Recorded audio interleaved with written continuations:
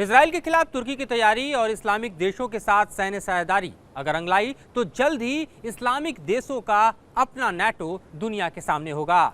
नमस्कार, मैं हूं मधुरेंद्र कुमार और आप देख रहे हैं मेरे साथ रणनीति। और आज चर्चा इजराइल के खिलाफ तुर्की के उस रणनीति की जो अगर फलीभूत हुई तो अमेरिका और इजराइल के ही नहीं बल्कि नेटो के खिलाफ भी एक ऐसा सैन्य गठजोड़ दुनिया के सामने होगा जो इस्लामिक देशों का खुद का नेटो होगा और उससे टकराने की साहस शायद इजराइल और अमेरिका के बूते की बात नहीं होगी।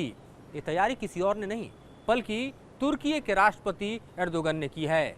लंबे समय से तुर्की के राष्ट्रपति एर्दोगन इस्लामिक देशों के खलीफा बनने की दिशा में कदम उठाते रहे हैं और ऐसे में उन्हें अब मौका मिला है इजराइल के खिलाफ इस गठजोड़ को मूर्त रूप देने की।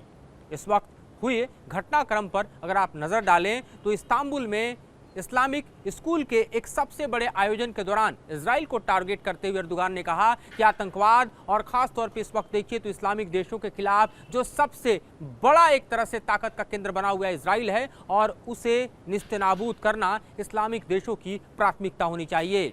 इसी के मद्देनजर उन्होंने ये भी जिक्र किया कि इस्लामिक देशों को अब अपने भीतर की कटुता को भूलकर एक साथ आना चाहिए, एकजुट होना चाहिए, सैन्य सहयोग को बढ़ाना चाहिए ताकि इजराइल को सबक सिखाया जा सके। ये सब तब हो रहा था जब एक्जी नाम की एक लड़की की मौत दरअसल वेस्ट बैंक में ये माना जा रहा है कि इजराइल के सैनिकों के फायरिंग के दौरान हो गई है। एक्जी एक अमेरिकन लड़की बताई जा रही है, हालांकि वो अमेरिकन मूल की है लेकिन उसके संबंध जो हैं वो तुर्की से हैं।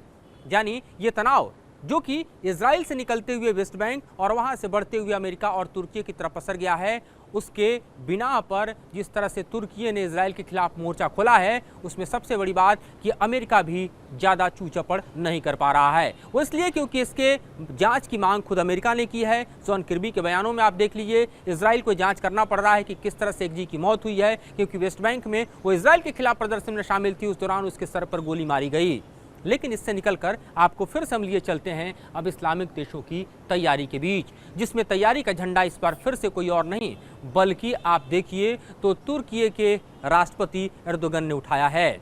हमने देखा था कि पिछले दिनों हुई एक बड़ी बैठक उनकी मिस्र के राष्ट्रपति एल-सीसी के साथ हुई थी। तकरीबन आप समझिए 12 से 14 साल के बाद इतने बड़े हम कहें कि ड्यूरेशन के बाद तुर्की और मिस्र के बीच संबंधों के सुधार की दिशा में ये एक बड़ा कदम कहा जा सकता है, जिसमें एर्दोगन ने एल-सीसी के साथ न सिर्फ बातचीत की बल्कि इसके साथ ही जो हालात हैं इस वक्त के इजराइल में उस पर भी उन्होंने चिंता जाहिर की और साथ ये कहा कि इजराइल के हाथों ना ही मिस्र सुरक्षित है, ना ही सीरिया सुरक्षित है, ना ही लेबनान सुरक्षित है। यानी आसपास के देशों पर जो मंडराता हुआ खतरा है उसको भांपने की ज़रूरत है और ऐसे में इजराइल जिस तरह से गजा में कहर बरपा रहा है उससे निपटने की ज़रूरत है। हालांकि इस वक्त की स्थिति में देखिए तो गजा और ख़ास तौर पर इजराइल के बीच जारी जंग के दौरान हमास ने जो 101 बंधक इजराइल के बना रखे हैं उनके ऊपर गन पॉइंट है और उनको छुड़ाने के लिए इजराइल के ज़मीन पर नेतन्याहू के खिलाफ भी भरपूर जो है प्रदर्शन आम लोगों का हो रहा है। तकरीबन 7.5-8 लाख लोग फिर से एक बार सड़कों पर उतरकर इजराइल के राष्ट्रपति इस वक्त जो हैं नेतन्याहू उनकी सत्ता को हिलाने की पुरजोर कोशिश कर रहे हैं। लेकिन इस मौके का अगर देखें तो फ़ायदा उठाते हुए फिर से अपने अंदर जो खलीफा बनने की चाहत एर्दोगन की है उसको उन्होंने जीवित कर लिया है और उन तमाम देशों के साथ अपने संबंधों को सुधारने की कोशिश कर रहे हैं जिसका लंबे समय से 36 का आंकड़ा तुर्की के साथ रहा है। चाहे आप मिस्र की बात करें या उधर आप सीरिया की बात करें, उस सीरिया की जिसमें हमने देखा था कि तकरीबन 2011 में जब वहाँ पर बशर अल असद की सरकार थी उसके खिलाफ विद्रोह हुआ तो विद्रोहियों का साथ तुर्की ने दिया और उत्तरी क्षेत्र में तो तुर्की ने हमला भी कर दिया था और जिसके बाद हमने देखा था कि किस तरह से जो सीरिया है और तुर्की है उसके बीच के संबंध बेपटरी हो गए थे। तो अब एर्दोगन दरअसल हम देख रहे हैं कि सीरिया के साथ भी गले मिलाने को तैयार हैं और बशर के साथ वो जल्द ही एक बैठक कर सकते हैं, उनको अपने कंट्री में होस्ट कर सकते हैं, ये भी खबर आ रही है।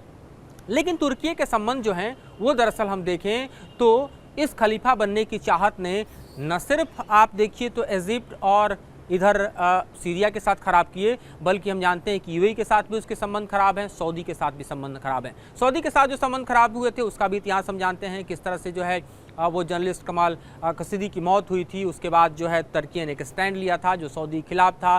सऊदी जो है वो भी खुद को इस्लामिक देशों का खलीफा से कम नहीं समझता और ये तुर्की को एक्सेप्ट नहीं, और इसके कारण भी खटास लगातार चलते रहे हैं। इन दोनों के बीच अगर हम जारी ऐतिहासिक घटनाक्रम को देखें तो जो रिकॉर्ड्स दिखाई देते हैं दरअसल वो बताते हैं कि 2017 में जो कतर संकट है या 2018 में इस्तांबुल में जब जमाल खशोगी की हत्या होती है, उसके बाद से ही तुर्की और ख़ास तौर पे संबंध जो है सऊदी के ख़राब होते चले गए और संबंध सुधरने का नाम नहीं लिए।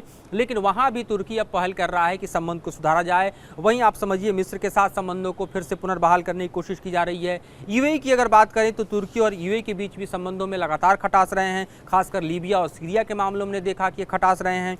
यूएई ने सीरिया और लीबिया में जो हम देखें तुर्की का जो हस्तक्षेप है उससे काफ़ी संबंध खराब हुए और वो भी अभी पटरी पर नहीं उतरे हैं। तो इन तमाम संबंधों को सुधारने की दिशा में भी अर्दोगन जो है वो कदम उठाना चाहते हैं, क्योंकि अर्दोगन को ये लग गया है कि जब तक इस्लामिक देशों के बीच संबंध प्रगाढ़ नहीं होंगे, जो दूरियां हैं वो नहीं घटाई जाएंगी, जो खटास है अगर उसको नहीं कम किया जाएगा, जो एक तरह से रिश्ते तार तार हो रखे हैं उनको फिर से सुई धागे से नहीं सिया जाएगा, तब तक इस्लामिक देश एकजुट नहीं होंगे। और जब तक इस्लामिक देश एकजुट नहीं होंगे वो कभी अमेरिका के हाथ हो या फिर कभी इजराइल के हाथ हो, यूं ही प्यादे बने रहेंगे और यूं ही दरअसल उनके ऊपर जो अर्दोगन के शब्दों में कहें तो जुल्म सितम होते रहेंगे।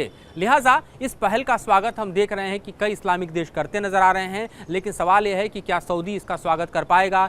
सऊदी कितने कदम तुर्की की तरफ आगे बढ़ा पाएगा? यूएई कितने कदम तुर्की की तरफ आगे बढ़ा पाएगा? क्योंकि अर्दोगन जो है उनके एक तरह से जो गवर्नेंस का कॉन्सेप्ट है और इस वक्त सऊदी और यूएई का कॉन्सेप्ट उसमें काफ़ी असर है। वहीं आप देखिए तो अमेरिका और नाटो का प्रभाव और खासतौर पर इजराइल का प्रभाव जो है वो भी बड़े पैमाने पर हम देखें तो साफ तौर पर तमाम हिस्सों में दिखाई देता है, चाहे आप इजराइल के हिस्सों की बात करें या फिर इस वक्त आप देखें तो इजिप्ट पर दिखाई देता है। लेबनान की तरफ देखिए जो संकट गहरा रहा है, उस गहराते हुए संकट के बीच भी हम इन स्थितियों और परिस्थितियों को देख रहे हैं कि हिजबुल्लाह के साथ भी संघर्ष जारी है। हिजबुल्लाह को भी दरअसल ईरान का समर्थन तो प्राप्त है, लेकिन ईरान अकेले मिलकर चाहकर भी कुछ भी इजराइल का नहीं बिगाड़ पा रहा, क्योंकि ईरान की ज़मीन पर भी इजराइल ने हमला करके दिखा दिया कि ईरान गिदड़ भभकी देता रहा, लेकिन वो रिटेलिएट नहीं कर पाया।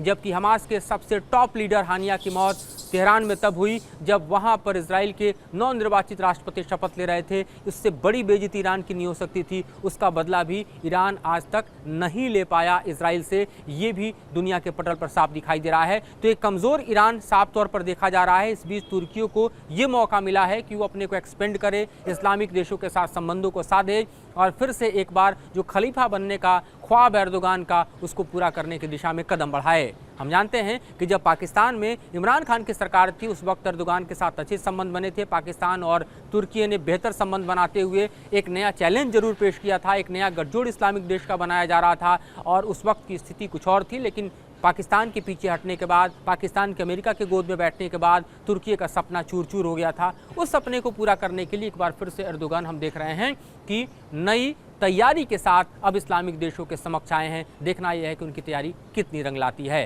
फिलहाल इस मुद्दे पर इतना ही। इससे जुड़ी जानकारी और विश्लेषण आपके समक्ष हम लेकर आते रहेंगे। फिलहाल मेरे सहयोगी सुभाष चंद्र को दीजिए इजाजत।